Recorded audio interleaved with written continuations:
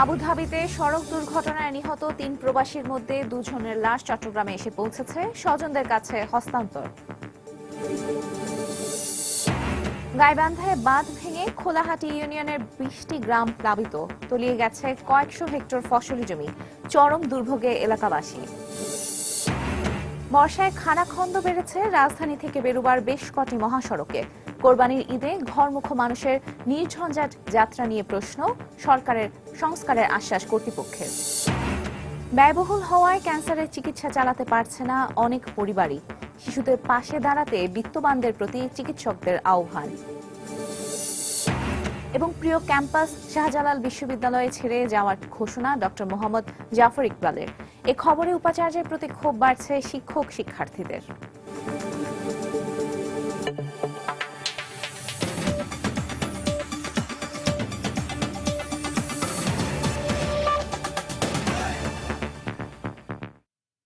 সময় সংবাদে সঙ্গে আছি আমি তানজিমুনিয়াত। সংযুক্ত আরব আমিরাতের আবুধাবিতে সড়ক দুর্ঘটনায় নিহত ৩ প্রবাসীর মধ্যে ২ জনের লাশ দেশে এসে পৌঁছেছে। বাংলাদেশ বিমানের একটি ফ্লাইটে করে সকালে চট্টগ্রাম শাহ আমানত আন্তর্জাতিক বিমানবন্দরে এসে পৌঁছায় নিহতদের লাশ। পরে প্রবাসী কল্যাণ ও বৈদেশিক কর্মসংস্থান মন্ত্রণালয়ের পক্ষ থেকে পূর্ব রাউজানের মোহাম্মদ ফরহাদ এবং হাটহাজারীর মোহাম্মদ আখতারের লাশ পরিবারের কাছে হস্তান্তর করা হয়। এ সময় কান্নায় ভেঙে পড়েন স্বজনরা। এদিকে প্রক্রিয়াগত জটিলতার কারণে নিহত ইলিয়াসের লাশ দেশে আনা সম্ভব হয়নি। নিহতের লাশ দুপুরের পর তাদের গ্রামের বাড়িতে দাফন করা হবে বলে জানান স্বজনরা।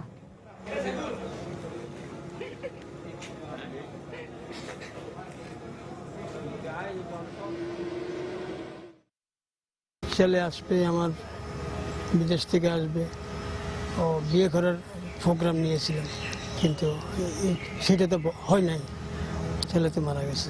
গ্রামের বাড়িতে নিয়ে পারিবারিক গোরস্থানে দাফন করবো আর কি।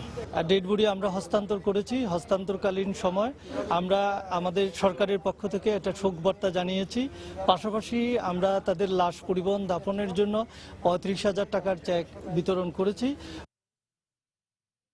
গাইবান্ধায় বন্যা নিয়ন্ত্রণ বাঁধ ভেঙে ২০টি গ্রাম প্লাবিত হয়েছে, তলিয়ে গেছে কয়েকশো হেক্টর ফসলি জমি। স্থানীয়রা জানান, সকাল ৭টার দিকে ঘাঘট নদীর পানির চাপে সদর উপজেলার খোলাহাটি ইউনিয়নের গোদারহাট গ্রামে সোনালী বন্যা নিয়ন্ত্রণ বাঁধটি ভেঙে যায়।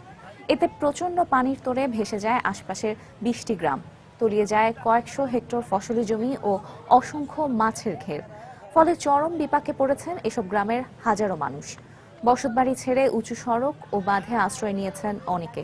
পানি উন্নয়ন বোর্ডের গাফিলতির জন্যই বাঁধটি ভেঙে গেছে বলে অভিযোগ করেছেন ভুক্তভোগীরা।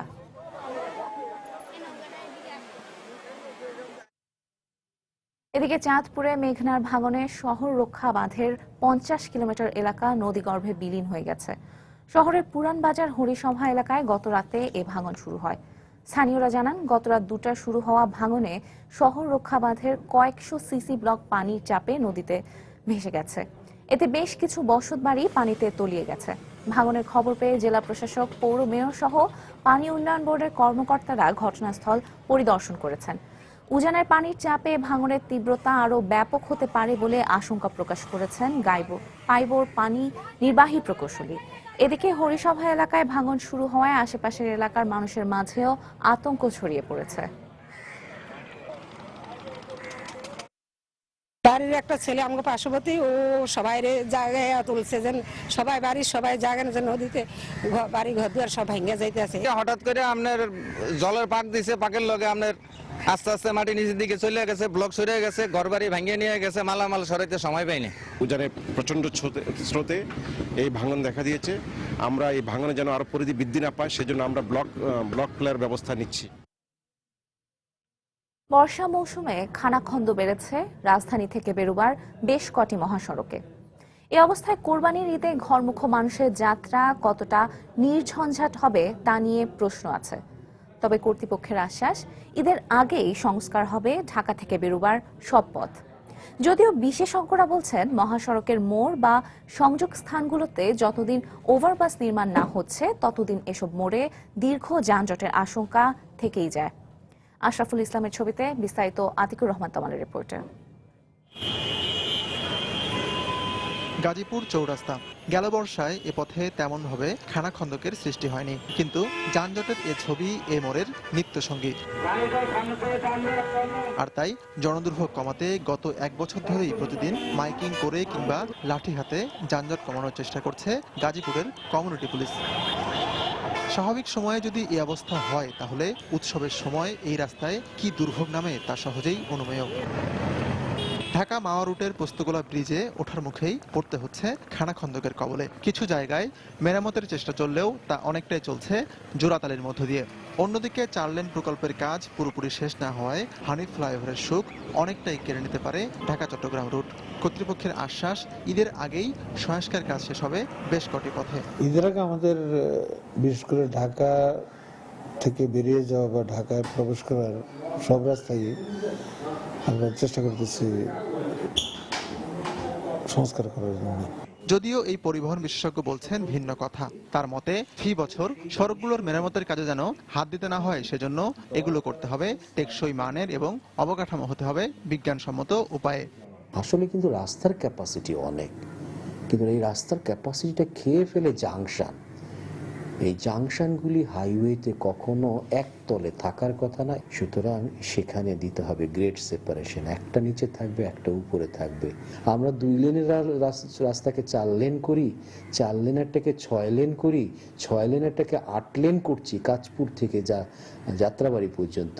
কিন্তু কাঁচপুরের মোড়ে যেই জায়গা আসলে কজ অফ দ্য কনজেশন, সেই জাংশনের যদি আমি ট্রিটমেন্ট না করি, রাস্তা চওড়া করে কি বেনিফিট পাবো, এই হিসাবটা আমি কখনো মিলাতে পারি না, অন্যরকম মনে হয়। ঈদের মৌসুমে ঢাকা থেকে বেরোবার মহাসড়কগুলোতে বিশেষ করে জাংশন পয়েন্টে তৈরি হয় ভয়াবহ গাড়ির চাপ, আর এতে দুর্ভোগে পড়েন ঘরমুখ লাখো মানুষ। বিশেষজ্ঞরা বলছেন মহাসড়কের জাংশন পয়েন্টে যদি ওভারপাস করা যায়, তাহলে এই দুর্ভোগ অনেকটাই কমবে। আতিকুর রহমান তামাল, সময় সংবাদ, গাজীপুর। এদিকে টানা বর্ষণে ক্ষতিগ্রস্ত অংশ মেরামত না করায় চট্টগ্রাম কক্সবাজার মহাসড়ক অনেকটা যানবাহন চলাচলের অনুপযোগী হয়ে পড়েছে। বড় বড় খানাখন্দে ভরে গেছে পুরো মহাসড়ক। বিশেষ করে পটিয়া থেকে লোহাগড়া পর্যন্ত 40 কিলোমিটার পথে গাড়ি চালানোই দুরূহ হয়ে পড়েছে। এ কারণে যেমন ঘটছে দুর্ঘটনা, তেমনি ধীর গতিতে গাড়ি চালানোর কারণে সৃষ্টি হচ্ছে দীর্ঘ যানজটের। এতে ভোগান্তি পোহাতে হচ্ছে যাত্রীদের। সাখাওয়াত টিপুর ক্যামেরায় বিস্তারিত জানাচ্ছেন কমল দে। পটিয়া থেকে লোহাগাড়া পর্যন্ত 40 কিলোমিটার পথ স্বাভাবিক সময় পাড়ি দিতে সময় লাগে 1 থেকে 1.5 ঘন্টা, কিন্তু এখন লাগছে 3 থেকে 4 ঘন্টা। দেশের গুরুত্বপূর্ণ এই মহাসড়কের বেহাল অবস্থা থেকে ক্ষুব্ধ বাস যাত্রী ও চালকেরা। এই মহাসড়কে চলাচলকারী প্রতিটি যাত্রীরই একই অবস্থা। বড় বড় খানাখন্দকে ভরে গেছে পুরো মহাসড়ক। কিছু কিছু এলাকায় বালি এবং ইটের সুরকি দিয়ে গর্ত ডাকার চেষ্টা করা হলো, বৃষ্টিতে তা কাদায় পরিণত হচ্ছে। আগে আমরা চট্টগ্রাম যেতে যেখানে আপনার 1.5 ঘন্টার মতো সময় লাগতো, এখন 1.5 ঘন্টা আমরা অর্ধেক পথে যেতে পারতেছি না। যাত্রী হিসেবে যেটা সমস্যাটা তো অ্যাজ ইউজুয়াল আছেই, আমাদের গাড়ির ঝাঁকুনি, একটু সিট পিছনে হইলে তো সমস্যা, তারপরে গাড়ি চলাচল যানজট জমে যাচ্ছে। দুই পাশে ড্রেন, রাস্তার উপরে অনেক পানি হয়ে গেছে আর রাস্তা গাথা হয়ে গেছে। দক্ষিণ চট্টগ্রামে কোনো সরকারি কাজ তো করে না এই সরকার। কক্সবাজার রুটটা এটা হলো মেইন রুট, এই রুটের প্রতি কোনো তাদের আন্তরিকতা নাই। যাত্রীদের পাশাপাশি যানবাহন চালকেরও ক্ষুব্ধ। একে তো ভাঙা রাস্তার কারণে সঠিকভাবে গাড়ি চালানো যাচ্ছে না, একই সাথে ঘটছে নানা ধরনের দুর্ঘটনা। জীবনে চালাচ্ছে গাড়ি ভাঙা, রাস্তা ভাঙা, কাজ করতেছেন এরা। ভয়াবহ, আম গাইতে যাইতে অনেক অসুবিধা, লোড গাড়ি পোল্ট্রি খায় যায়, বিভিন্ন জায়গায় গাড়ি নষ্ট হয়ে বাজি যাচ্ছে রাস্তার। মহাসড়কের এই বেহাল দশার জন্য বৃষ্টিকে দায়ী করছেন সড়ক ও জনপথ বিভাগের এই কর্মকর্তা। প্রাকৃতিক দুর্যোগের কারণে এটা হয়েছে আর কি।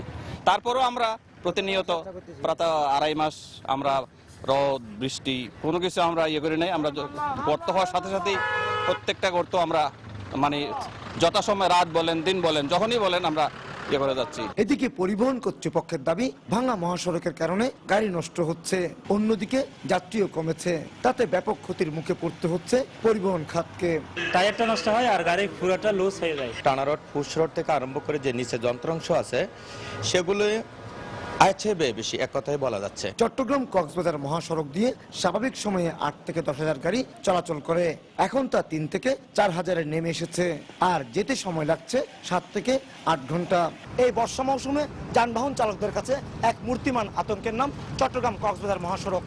একে তো সরু এবং আঁকাবাঁকা রাস্তা, তার সাথে যুক্ত হয়েছে বড় বড় গর্ত, আর এর ফলে প্রায়শই ঘটছে দুর্ঘটনা।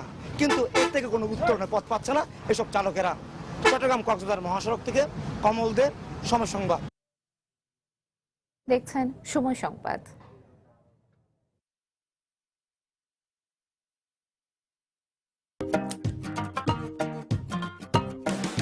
বেঁচে থাকো সোনামণি, বেঁচে থাকো জাদুমণি, বেঁচে থাকো সোনামণি, বেঁচে থাকো জাদুমণি, বেঁচে থাকো সোনামণি, বেঁচে থাকো জাদুমণি, বেঁচে থাকো সোনামণি, বেঁচে থাকো জাদুমণি, বেঁচে থাকো সোনামণি, বেঁচে থাকো জাদুমণি। সবার সাথে আজীবন 1 পয়সা প্রতি সেকেন্ড। এবার তোমার ফোন বেঁচে থাকবে আজীবন। এয়ারটেল, দেশের সেরা স্মার্টফোন নেটওয়ার্ক।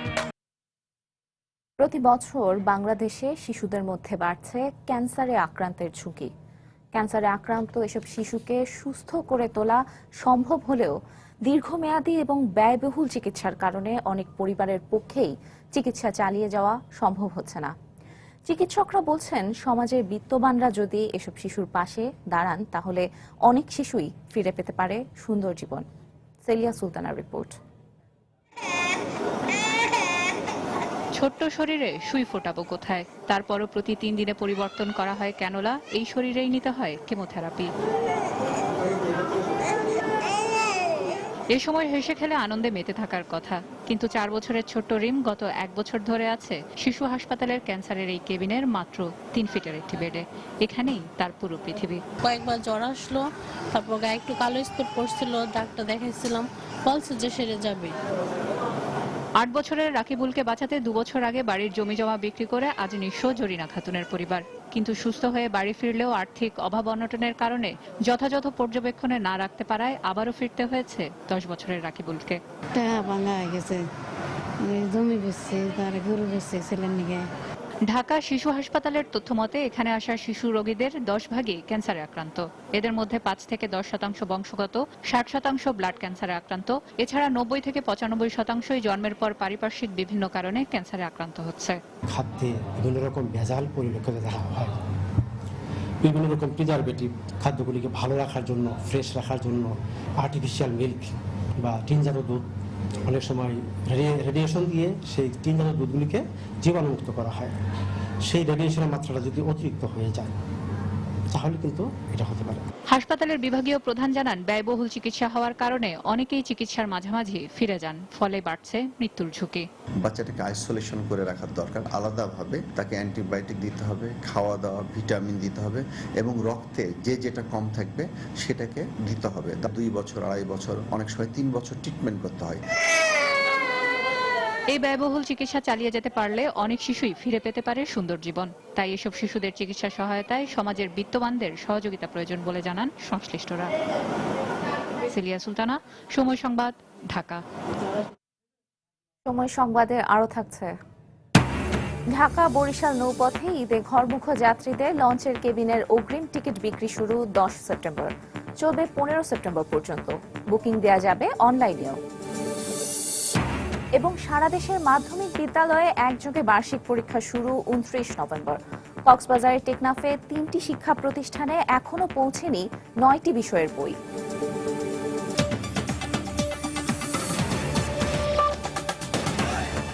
মেগা এবার বাজারে নিয়ে এসছে মেগা ফ্লোরোস্কেল, ডাবল মনিটরিং এর মাধ্যমে আপনার ওজন মনিটরিং সম্ভব। মূল বেতন সর্বোচ্চ ৭৮,০০০ টাকা নির্ধারণ করে সরকারি কর্মকর্তা কর্মচারীদের ৮ম বেতন কাঠামো অনুমোদন করেছে মন্ত্রিসভা। নতুন কাঠামো অনুযায়ী সর্বনিম্ন মূল বেতন হবে ৮,২৫০ টাকা। নতুন এই কাঠামোতে থাকছে 20টি গ্রেড। গতকাল সচিবালয়ে মন্ত্রিসভার বৈঠকে নতুন এই বেতন কাঠামোর অনুমোদন দেওয়া হয়। সেই সঙ্গে জানানো হয় গত জুলাই থেকে নতুন বেতন কাঠামো কার্যকর হবে। মূল বেতনের প্রায় দ্বিগুণ হারে বাড়ল সরকারি কর্মকর্তা কর্মচারীদের বেতন ভাতা। বেশ কমাস আগে ৮ম জাতীয় বেতন কমিশনের দাখিলীকৃত প্রস্তাব এবং বেতন সংক্রান্ত সচিব কমিটির পর্যালোচনা তথা সুপারিশ পেশ করার পর অবশেষে কার্যকর হচ্ছে ৮ম বেতন কাঠামো। সোমবার মন্ত্রিসভার বৈঠকে অনুমোদন দেয়া হলো সরকারি কর্মকর্তা কর্মচারীদের নতুন বেতন কাঠামোর, যেখানে বেতন বাড়ছে সশস্ত্র বাহিনীর সদস্যদেরও। পাশাপাশি থাকছে না প্রচলিত টাইম স্কেল ও সিলেকশন গ্রেড। নতুন কাঠামোতে আগের মতো সরকারি কর্মকর্তা কর্মচারীদের কোনো শ্রেণীবিন্যাস থাকছে না। এখন থেকে ২০টি গ্রেডের মাধ্যমে নির্ধারিত হবে সরকারি কর্মকর্তা কর্মচারীদের পদক্রম। নতুন স্কেলে সর্বোচ্চ বেতন নির্ধারণ করা হয়েছে ৭৮,০০০ টাকা, দ্বিতীয় গ্রেডে ৬৬,০০০ টাকা, তৃতীয় গ্রেডে ৫৬,৫০০ টাকা, চতুর্থ গ্রেডে ৫০,০০০ এবং ৪৩,০০০ টাকা পঞ্চম গ্রেডে। এছাড়াও ২০তম গ্রেডে সর্বনিম্ন বেতন নির্ধারিত হয়েছে ৮,২৫০ টাকা। সাংবাদিকদের সামনে নতুন বেতন কাঠামোর খুঁটিনাটি বিষয়গুলো তুলে ধরেন মন্ত্রিপরিষদ সচিব।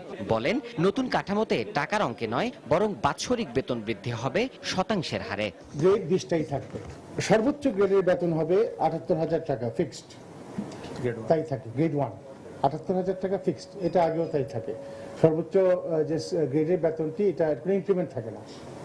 78,000 টাকায় যিনি চাকরি করবেন তার বেতন ফিক্সড। আর সর্বনিম্ন হচ্ছে ৮,২৫০ টাকা, এবং ওই যে নির্ধারিত ইনক্রিমেন্ট থাকছে না, এটা হবে মূল বেতনের পার্সেন্টেজ আকারে হবে। এ সময় এমপিওভুক্ত বেসরকারি শিক্ষকরাও এই কাঠামোর অন্তর্ভুক্ত হবেন জানিয়ে সচিব বলেছেন, নতুন এই বেতন গত ১ জুলাই থেকে এবং ভাতাগুলো আগামী বছরের ১ জুলাই থেকে কার্যকর করা হবে। এইখানে ক্যাবিনেট নতুন একটা বিষয় সংযোজন করেছে, বাংলা নববর্ষ ভাতা। এটা মূল বেতনের শতকরা ২০ হারে বাংলা নববর্ষ ভাতা। এমপিভুক্ত যারা আছেন শিক্ষক, তাদের ক্ষেত্রেও এই স্কেল বাস্তবায়ন হবে, কার্যকর হবে ১ জুলাই ২০১৫ থেকে। এছাড়াও বিশ্ববিদ্যালয় শিক্ষকবৃন্দ বেতন ভাতা নিয়ে যেসব দাবি তুলেছিলেন, সেগুলো পরবর্তীতে বেতন বৈষম্য দূরীকরণ সংক্রান্ত মন্ত্রিসভা কমিটি পর্যালোচনা করবেন বলেও জানিয়েছেন মন্ত্রিপরিষদ সচিব। দেবাশিস রায়, সময় সংবাদ, ঢাকা। এদিকে মন্ত্রিসভায় পে স্কেল অনুমোদনের খবরে উচ্ছ্বাস প্রকাশ করেছেন সরকারি কর্মকর্তা কর্মচারীরা। তবে এই খবরে বাজারে নিত্য পণ্যের দাম বাড়া সহ মূল্যস্ফীতির আশঙ্কা করছেন অর্থনীতিবিদরা। সেক্ষেত্রে সরকারি চাকরিজীবীদের সঙ্গে ভারসাম্য বজায় রেখে বেসরকারি চাকরিজীবীদেরও বেতন বাড়ানো উচিত বলে মনে করেন তারা।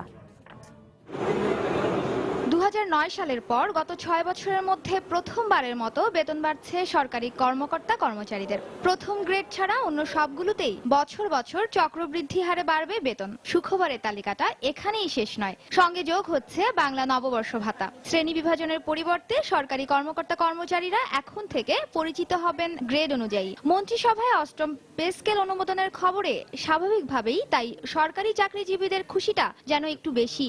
যদি সামর্থ্য অর্জন করতে পারে ক্রমাগত, অবশ্যই আমাদের বেতন ভাতাও ক্রমাগত বাড়বে। আমি বৈশাখী উৎসব ভাতার মতো একটি সার্বজনীন ভাতার উদ্যোগকে স্বাগত জানাই। এটা তো অনেক প্রতীক্ষিত একটা বিষয় ছিল, অনেক দিন ধরে আলাপ আলোচনা হচ্ছিল, তো আজকে হয়তো খুশি। সরকারি চাকরিজীবী এবং প্রাইভেট সেক্টরের যে একটা সমন্বয়টা ঘটে গেল আর কি। আগে যারা প্রাইভেট সার্ভিস করতে অনেক বেতন পাইত, এটা আর একটু তাড়াতাড়ি হলে আমাদের জন্য বেটার হতো, কারণ অলরেডি এখনই বাজার গরম হয়ে গেছে। মনের মতোই হয়েছে, সাজুজ্যপূর্ণ হয়েছে। তাদের চলার পথে এই বেতন কাঠামো ভালো ভূমিকা রাখবে বলে আমি বিশ্বাস করি। এদিকে নতুন পে স্কেল ঘোষণায় মূল্যস্ফীতি বাড়া সহ বাজারে নেতিবাচক প্রভাব পড়তে পারে উল্লেখ করে বেসরকারি চাকরিজীবীদের বেতন বাড়ানোর পরামর্শ অর্থনীতিবিদদের। এই যে নতুন বেতন কাঠামো, এটা যদি ইমপ্লিমেন্ট করা হয় তাহলে তো মূল্যস্ফীতি বাড়বে। বেসরকারি খাতে যারা চাকরি করে, যাদের বেতন বাড়েনি, তাদের ক্রয় ক্ষমতা কিছুটা কমে যাবে এবং এটা একটা প্রভাব পড়বে তাদের উপরে, এবং এই প্রভাবটা পড়ার ফলে তারা কিন্তু তাদের এমপ্লয়ারদের উপরে একটা চাপ তৈরি করবে যে আমাদের বেতন বাড়াতে হবে। এটা একটা কারণে ওইখানে একটা ওভারটাইম বেতন বাড়বে প্রাইভেট সেক্টরে। সরকারি কর্মচারীদের বেতন বাড়াতে হবে, সেটা নিয়ে কোনো দ্বিমতের কিছু নাই। একটা জিনিস যেটা বৈসাদৃশ্য লাগে আমার কাছে, সেটা হচ্ছে যে বেশিরভাগ চাকরি আজকাল বিক্রয়যোগ্য এবং সেই বিক্রয় মূল্যটা আরো বেড়ে গেল। একবারে বেতন বৃদ্ধি হওয়াতে বাজেটের উপর বেশ চাপ পড়েছে। ঘোষিত পে স্কেলের বেতন চলতি বছরের জুলাই এবং ভাতা ২০১৬ থেকে কার্যকর হবে। নাজিয়া শাকুর, সময় সংবাদ, ঢাকা। তবে নতুন বেতন কাঠামোর কোনো নেতিবাচক প্রভাব বাজারে পড়বে না বলে মন্তব্য করেছেন অর্থ সচিব মাহবুব আহমেদ। গতকাল সচিবালয়ে সাংবাদিকদের এক প্রশ্নের উত্তরে তিনি একথা বলেন। কোনো ইনফ্লেশন ইম্প্যাক্ট কি সেটা নির্ভর করবে যে টাকাটা বর্ধিত টাকা যেটা বেতন বাবদ দেওয়া হবে সেই টাকাটা কিভাবে সংস্থান করা হবে। বাজেটের মধ্যে এই যে বর্ধিত অঙ্ক যেটা আসবে সেটা কিন্তু রাখা আছে। বাজেটের ডেফিসিট হলো 5%, এটাতে ইনফ্লেশন হওয়ার কোনো কারণ নাই, কারণ বেতন ভাতা বাবদ যে টাকাটা রাখা হবে সে টাকা তো আমার ওই 5% ডেফিসিট ওটার ভিতরেই আছে। ডোমেস্টিক ডিমান্ড ক্রিয়েশন হবে, সেই ডিমান্ড ক্রিয়েশনটাকে সাপ্লাই সাইড রেসপন্স করতে পারবে পজিটিভলি, এবং আলটিমেটলি এটা আমাদের ইকোনমির গ্রোথকে হেল্প করবে। বিএনপি চেয়ারপারসন বেগম খালেদা জিয়া বলেছেন, আওয়ামী লীগ মুখে ধর্মনিরপেক্ষতার কথা বললেও বাস্তবে তার প্রতিফলন দেখায় না, বরং তারাই সব ধর্মের মানুষের ওপর নির্যাতন চালায়। গতরাতে বিএনপি চেয়ারপারসনের গুলশান কার্যালয়ে জন্মাষ্টমী উপলক্ষে হিন্দু সম্প্রদায়ের মানুষের সঙ্গে মতবিনিময় অনুষ্ঠানে তিনি একথা বলেন। তারা লোক দেখানোর মতো বলে যে আমরা কি ধর্ম নিরপেক্ষ, কিন্তু ধর্ম নিরপেক্ষ বলে কিন্তু সকল ধর্মের উপর আঘাত করে। তারা কোন ধর্মের মানুষই আওয়ামী লীগের হাত থেকে রেহাই পায় নাই। তাহসিলার আত্মীয় স্বজনরাই কিন্তু আপনাদের জমি জায়গা এবং সম্পত্তি বলেন সবকিছু বেশি দখল করেছে। এই আওয়ামী লীগ থাকলেই হিন্দুরা বেশি সাফার করে, আওয়ামী লীগ থাকলে হিন্দুদের অত্যাচার বেড়ে যায়। আজকে দেশে কোনো মানুষই কোনো নিরাপদ নয়, যেহেতু সব প্রতিষ্ঠানগুলিকে নষ্ট করে দিয়েছে, সব জায়গায় এমন ভাবে দুর্নীতি ঢুকিয়েছে, এমন ভাবে করাপশন ঢুকিয়েছে যেটা বলা যায় না। সেজন্য আমরা সকলে আসুন জালেম অত্যাচারী সরকারের বিরুদ্ধে আমরা ঐক্যবদ্ধ হয়ে কাজ করি। জয় আমাদের অবশ্যই হবে। এবার সারা দেশের মাধ্যমিক পর্যায়ের বিশ্ববিদ্যালয়গুলোতে একযোগে বার্ষিক পরীক্ষা শুরু হবে 29 নভেম্বর। কিন্তু শিক্ষাবর্ষের 8 মাস পেরিয়ে গেলেও কক্সবাজারের টেকনাফে 3টি শিক্ষা প্রতিষ্ঠানের 750 শিক্ষার্থীর কাছে এখনো পৌঁছেনি 9টি বিষয়ের বই। এতে পরীক্ষা নিয়ে শঙ্কিত শিক্ষার্থী, শিক্ষক ও অভিভাবকরা। এদিকে উপজেলা নির্বাহী কর্মকর্তা বলছেন, বই না পাওয়ার বিষয়টি জানেন না তিনি। সুজাউদ্দিন রুবেলের তথ্য ও মোহাম্মদ ফরাজের ছবি নিয়ে ডেস্ক রিপোর্ট। বছরের শুরুতে দাবি করা হয়েছিল কক্সবাজারের শতভাগ শিক্ষার্থীর হাতে পৌঁছেছে পাঠ্য বই, অথচ 8 মাস পেরিয়ে নবম মাসেও জেলার টেকনাফ পাইলট উচ্চ বিদ্যালয়, শাহপুরীর দ্বীপ হাজী বশির আহমেদ উচ্চ বিদ্যালয় ও নীলা উচ্চ বিদ্যালয়ের 750 শিক্ষার্থীর হাতে পৌঁছায়নি 9টি বিষয়ের পাঠ্য বই। ফলে বই না পেয়ে পরীক্ষা নিয়ে শঙ্কিত শিক্ষার্থীরা। অর্ধবার্ষিক পরীক্ষা দিয়ে দিয়েছে, এখনো পর্যন্ত ভূগোল বই পাইনি। সব পরীক্ষায় খারাপ হয়েছিল, এখন সামনে কি করে পরীক্ষা দেবো আমরা খুবই চিন্তিত। 3টা বই পাইনি, কেমিস্ট্রি, ফিজিক্স এবং হায়ার ম্যাথ। এই বইগুলো না পাওয়া আমার সামনে টেস্ট পরীক্ষা, যার কারণে আমি পুরোটা প্রিপারেশন নিতে পারতেছি না। আমি অর্ধবার্ষিক পরীক্ষা দিয়ে ফেলছি, গাহতে বিজ্ঞান বই পাইনি। 4 জন সব বই পেয়েছে, আর 96 জন কিছু ভূগোল বই পাইনি, কিছু বিজ্ঞান বই পাইনি। এই বিষয় নিয়ে আমরা ক্লাসে অনেক দুশ্চিন্তায় আছি। স্যার আমাদেরকে বই দেয় নাই, তো আমরা ফেল করলে দায়িত্ব নেবে এগুলো। এখনো পাঠ্য বই না পৌঁছায় উদ্বিগ্ন অভিভাবকরা। অন্যদিকে শিক্ষাক্ষেত্রে পিছিয়ে পড়বে আশঙ্কা করছেন শিক্ষকরা। 8 মাস পেরিয়ে 9 মাস চলতেছে, এখনো আমাদের সন্তানেরা কিছু বই পায়নি। এভাবে যদি চলতে থাকে আগামীতে আরো রেজাল্ট খারাপ হবে। 17টা সাবজেক্টে একটা ফেল করলেই ফেল, ওই 17টা সাবজেক্টে যতই পাই, তো এটা নিয়ে কিন্তু আমরা খুবই চিন্তিত। এখানে ছাত্ররা বিভিন্ন সময় এসে ভর্তি হয়েছে, যার ফলে বইয়ের তাদের জন্য শর্ট পড়ে গেছে আর কি। আমাদের মতো এভাবে প্রত্যন্ত জনবহুল যদি বইগুলো পাওয়া না যায়, তাহলে আমাদের শিক্ষা দীক্ষার হার এমনিতে কম, আরো আমরা পিছিয়ে পড়বো। এদিকে বই না পাওয়ার বিষয়টি নিয়ে বিস্ময় প্রকাশ করে টেকনাফ উপজেলা নির্বাহী কর্মকর্তা জানালেন, দ্রুত এ সমস্যার সমাধান করা হবে। আমি বিষয়টা খতিয়ে দেখবো যে শিক্ষা প্রতিষ্ঠানগুলো এখনো পায়নি, কেন পায়নি, এখানে কার গাফিলতি ছিল, অবশ্যই এটা ভেবে দেখার বিষয়। 8 মাস হয়ে যাওয়ার পরে একটা শিক্ষা প্রতিষ্ঠান যদি না পায়, তার পড়াশোনা কবে করবে? জেলার টেকনাফ উপজেলায় 27টি মাধ্যমিক ও নিম্ন মাধ্যমিক বিদ্যালয় রয়েছে। এসব বিদ্যালয়ে প্রায় 6,500 শিক্ষার্থী লেখাপড়া করছে। সময় সংবাদ, কক্সবাজার। আলাদা পে স্কেলের দাবিতে সিলেট কৃষি বিশ্ববিদ্যালয়ে ক্লাস ও পরীক্ষা বর্জন করে পূর্ণ দিবস কর্মবিরতি পালন করছেন শিক্ষকরা। এই মুহূর্তে সেখানে আছেন আমাদের রিপোর্টার আব্দুল আহাদ। আমরা সরাসরি চলে যাচ্ছি তার কাছে। আহাদ, ধন্যবাদ মুনিয়াত। আপনি যেটা বলছিলেন যে সারা দেশের যে শিক্ষক যারা রয়েছে তারা গতকাল যে বেতন কাঠামো যেটি অনুমোদিত হয়েছে সেই অনুমোদিত বেতন বৈষম্যের প্রতিবাদে তারা আজকে সারাদিন কর্মবিরতি পালন করছে। তো সিলেটের দুটি বিশ্ববিদ্যালয় রয়েছে, সিলেট কৃষি বিশ্ববিদ্যালয় এবং সিলেট শাহজালাল বিশ্ববিদ্যালয়। আমি এখন সিলেট কৃষি বিশ্ববিদ্যালয়ে আছি।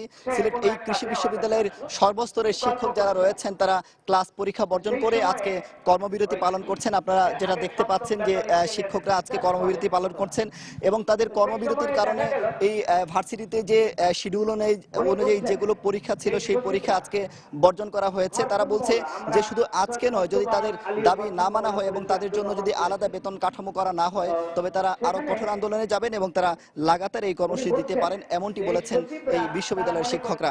তবে আমি আরেকটা কথা বলে রাখি যে এই বিশ্ববিদ্যালয়ের পাশাপাশি সিলেটের যে শাহজালাল বিজ্ঞান ও প্রযুক্তি বিশ্ববিদ্যালয়, আমি খোঁজ নিয়ে জেনেছি সেখানেও কর্মবিরতি চলছে এবং কোনো ধরনের ক্লাস হচ্ছে না, পরীক্ষা হচ্ছে না, যে কারণে শিক্ষার্থী যারা রয়েছেন তারা ক্যাম্পাসে এসেছেন এবং তারা ক্যাম্পাস থেকে আবার ফিরে যাচ্ছেন, কারণ কোনো ধরনের ক্লাস পরীক্ষা হচ্ছে না।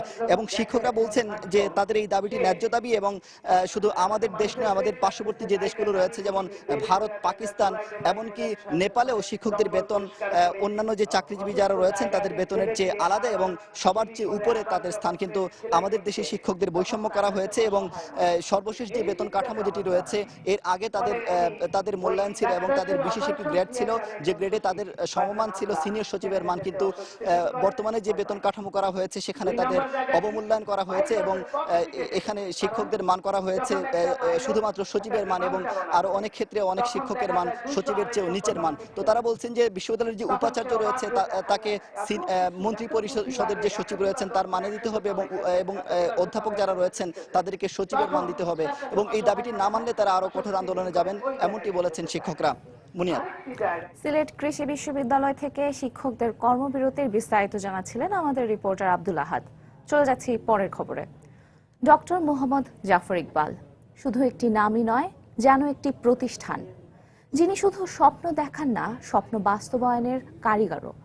জাফর ইকবাল আর শাহজালাল বিশ্ববিদ্যালয় এই দুটো যেন একই সূত্রে গাঁথা। শুধু বিশ্ববিদ্যালয়ের শিক্ষার্থীরাই নয়, শিশু কিশোর সহ লাখো মানুষের আদর্শ তিনি। কিন্তু বরেণ্য এই শিক্ষাবিদ ক্ষোভে অভিমানে প্রিয় ক্যাম্পাস ছেড়ে চলে যাওয়ার কথা জানিয়েছেন উপাচার্যকে। আর এমন খবরে উপাচার্যের প্রতি ক্ষোভ বাড়ছে শিক্ষক শিক্ষার্থীদের। আব্দুল আহাদের রিপোর্ট। উপাচার্যের বিরুদ্ধে দুর্নীতি ও অসৌজন্যমূলক আচরণের অভিযোগ এনে চলতি বছরের 20 এপ্রিল 37টি প্রশাসনিক পদ থেকে পদত্যাগ করেন শাহজালাল বিজ্ঞান ও প্রযুক্তি বিশ্ববিদ্যালয়ের অর্ধশত শিক্ষক। এদের মধ্যে ছিলেন ডক্টর জাফর ইকবালও। তার অধীনে ছিল বিশ্ববিদ্যালয়ের IICT, computer centre, journal board ও ত্রিপলি প্রধানের পদ। কিন্তু 5 মাস পার হলেও এখনো তার পদত্যাগ পত্রটি গ্রহণ করেননি উপাচার্য।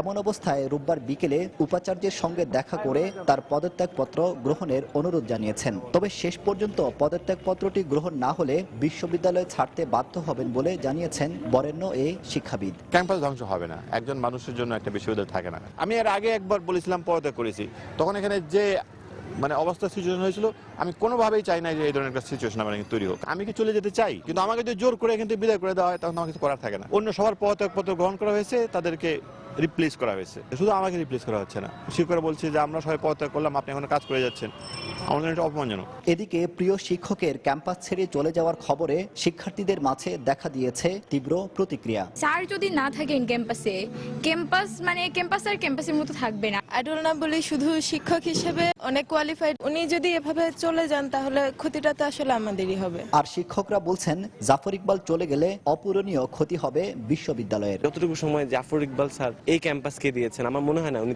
ওনার ফ্যামিলিকে এতটা সময় দিয়েছেন। স্যারকে ছাড়া শাহজালাল বিশ্ববিদ্যালয়ে আমি আমার চিন্তায় আনতে পারি না।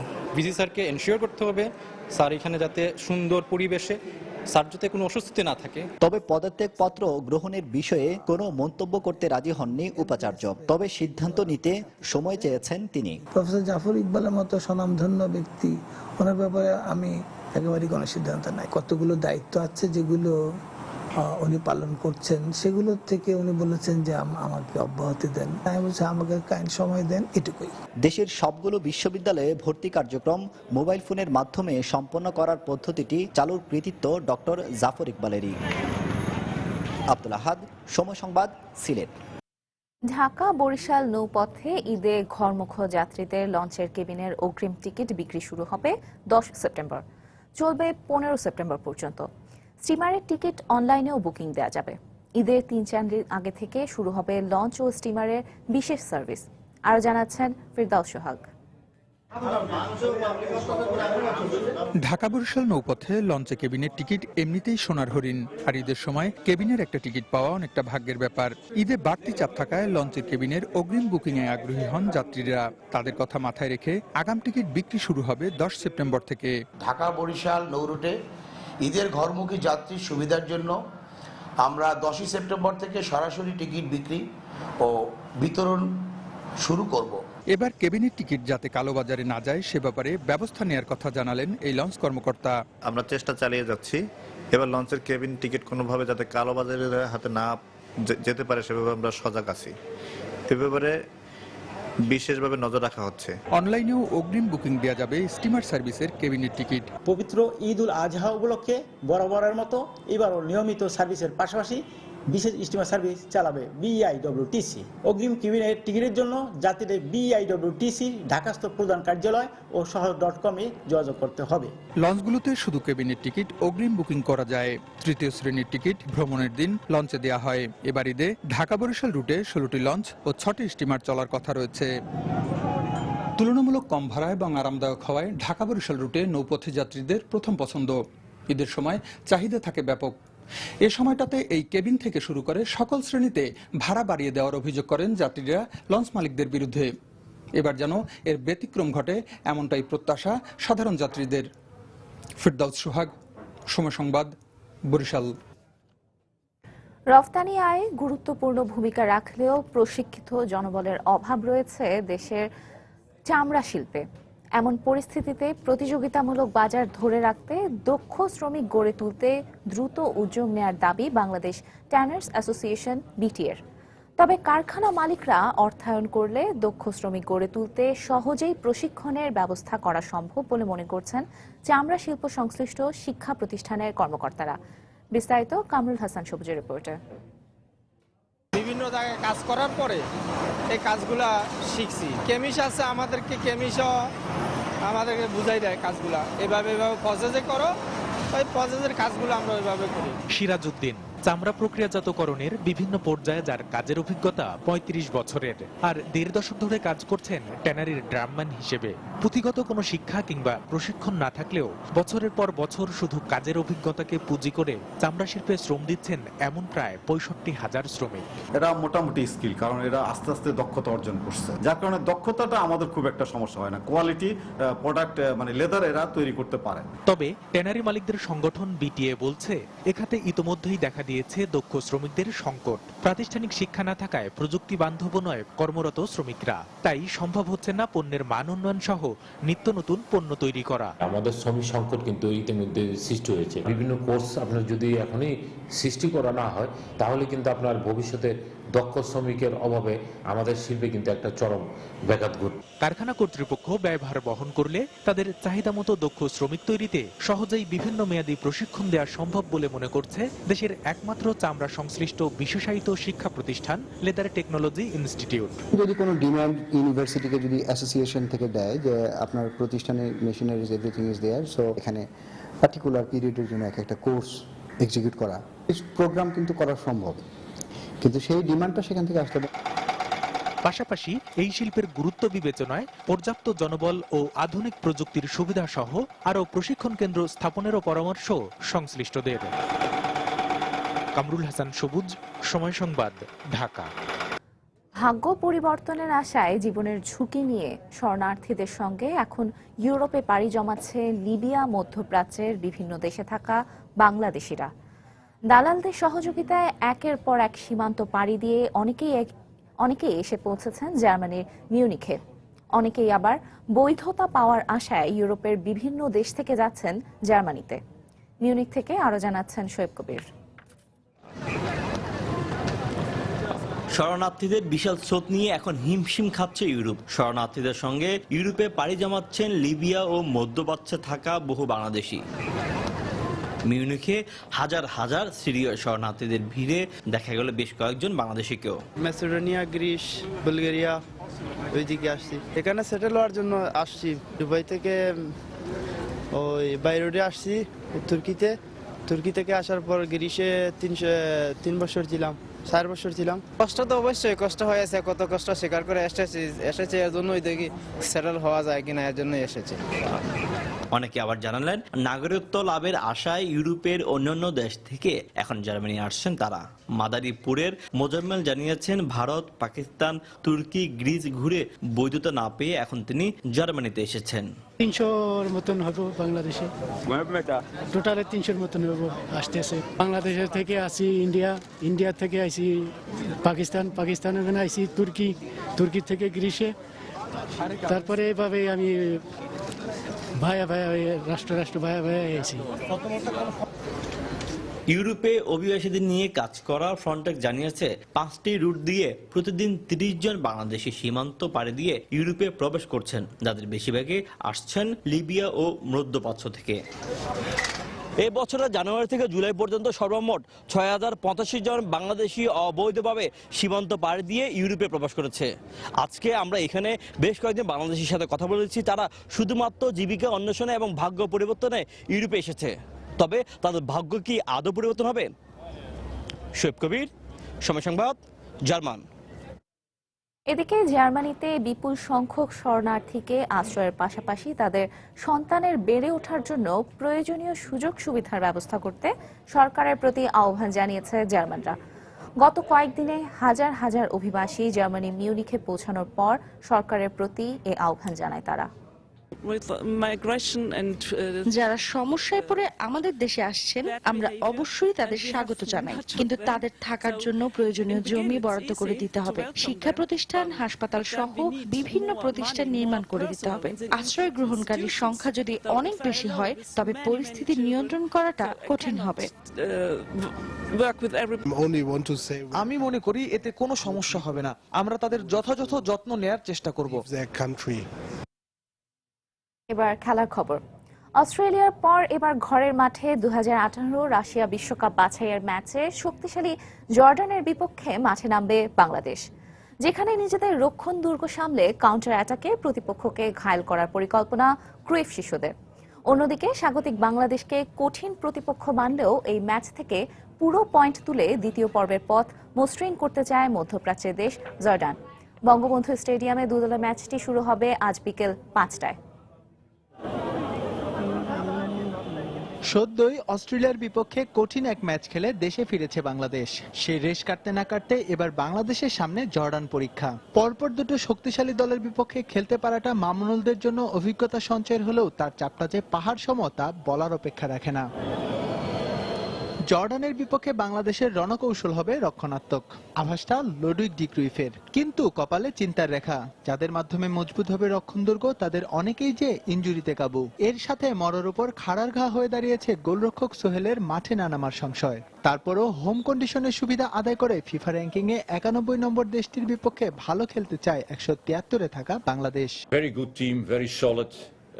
জর্ডানের মতো দলগুলোর বিপক্ষে খেলা সবসময় চ্যালেঞ্জের। যদি সুযোগ পাই তাহলে আক্রমণ করব, তবে আমাদের প্রথম লক্ষ্য থাকবে রক্ষণ সামলে আক্রমণে যাওয়া।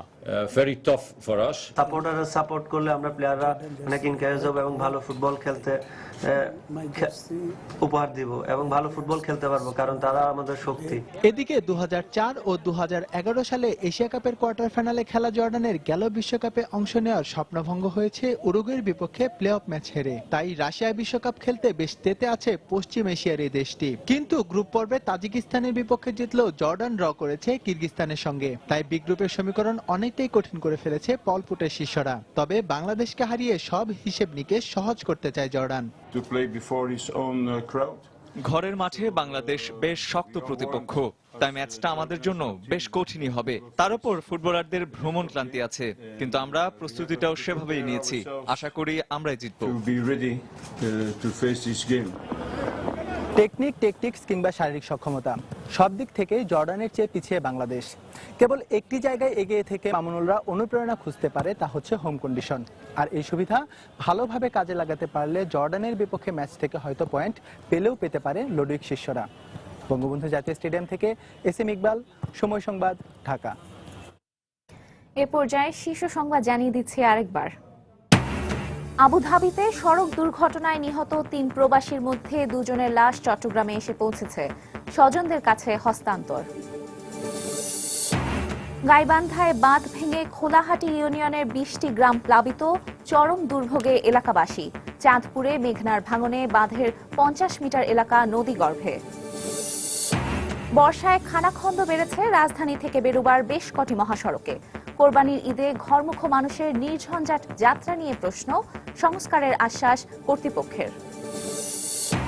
ব্যয়বহুল হওয়ায় ক্যান্সারের চিকিৎসা চালাতে পারছে না অনেক পরিবারই। শিশুদের পাশে দাঁড়াতে বিত্তবানদের প্রতি চিকিৎসকদের আহ্বান।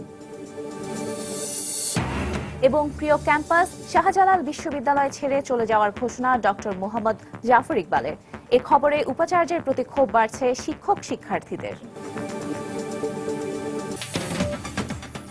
এই ছিল এখনকার মতো। যে কোনো খবর পেতে ভিজিট করুন সময়নিউজ.tv। যে কোনো বাংলা লিংক রবি থেকে সিটিসেল, বাংলা লিংক রবি ও সিটিসেল নম্বর থেকে সময় সংবাদের খবর, অনুষ্ঠান সম্পর্কে জানতে এবং যে কোনো তথ্য সময় সংবাদকে জানাতে ডায়াল করুন 16242 নম্বরে। এছাড়া এই মাত্র পাওয়া খবর মোবাইলে পেতে SMS করুন *SN লিখে পাঠিয়ে দিন 16242 নম্বরে। আর সঙ্গে থাকুন সময়ের।